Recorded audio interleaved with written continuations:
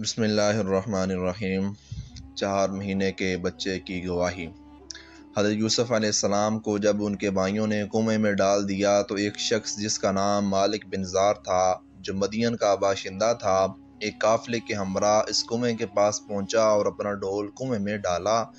تو حضرت یوسف علیہ السلام نے اس ڈول کو پکڑ لیا اور مالک بن زار نے آپ کو کنویں میں سے نکال لیا تو آپ کے بھائیوں نے اسے کہا کہ یہ ہمارا بھاگا ہوا غلام ہے، اگر تم اس کو خرید لو تو ہم بہت سے ہی سستا تمہارے ہاتھ بیچ دیں گے۔ چنانچہ ان کے بھائیوں نے صرف 20 درہم میں حضرت یوسف علیہ السلام کو بیچ ڈالا، مگر شرط یہ لگا دی کہ تم اس کو یہاں سے اتنی دور لے جاؤ کہ اس کی خبر بھی ہمارے سننے میں نہ آئے۔ مالک بن زار نے ان کو خرید کر مصر کے بازار کا رخ کیا اور بازار میں ان کو فروخت کرنے کا اعلان کیا۔ ان دنوں مصر کا بادشاہ دیان بن ولید عملکی تھا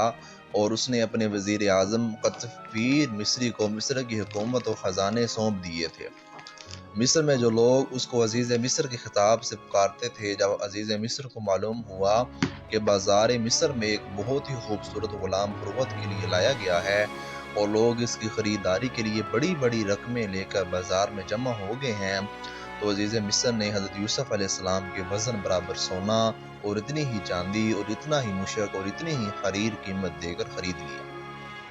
اور گھر لے جا کر اپنی بیوی زلیخا سے کہا کہ اس غلام کو نہایت ہی اعزاز و اکرام کے ساتھ رکھو۔ اس وقت آپ کی عمر شریفہ 13 یا 17 برس کی تھی۔ زلیخا حضرت یوسف علیہ السلام کے حسن و جمال پر فریفتہ ہو گئی اور ایک دن خوب بناؤ سنگار کر کے تمام دروازوں کو بند کر دیا اور حضرت یوسف علیہ السلام کو تنہائی میں لبانے لگی۔ آپ نے معاذ اللہ کہہ کر فرمایا کہ میں اپنے مالک عزیز مصر کے احسان کو فراموش کر کے ہرگز اس کے ساتھ کوئی خیانت نہیں کر سکتا۔ پھر جب خود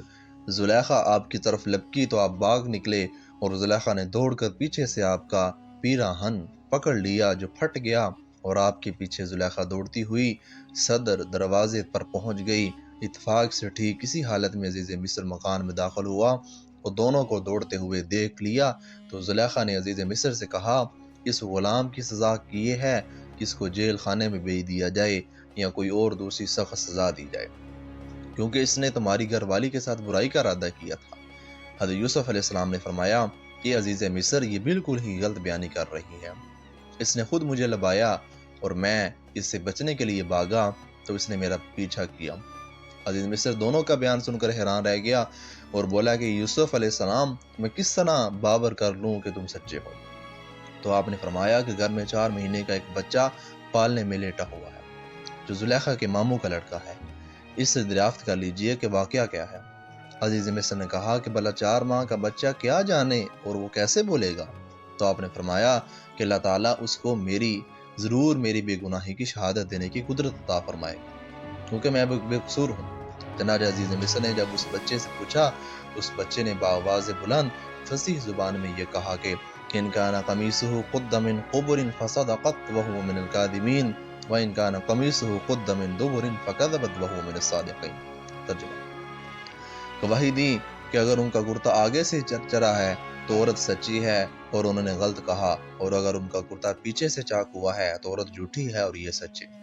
بچے کی زبان سے عزیز مصر نے یہ شہادت سن کر جو دیکھا تو ان کا کرتا پیچھے سے پھٹا ہوا تھا، تو اس وقت عزیز مصر نے حضرت یوسف علیہ السلام کی بے گناہی کا اعلان کرتے ہوئے کہا، انہ من کیدکن ان کیدکن عظیم یوسف اعرض عن ھذا واستغفری لذنبک انک کنت من الخاطئین۔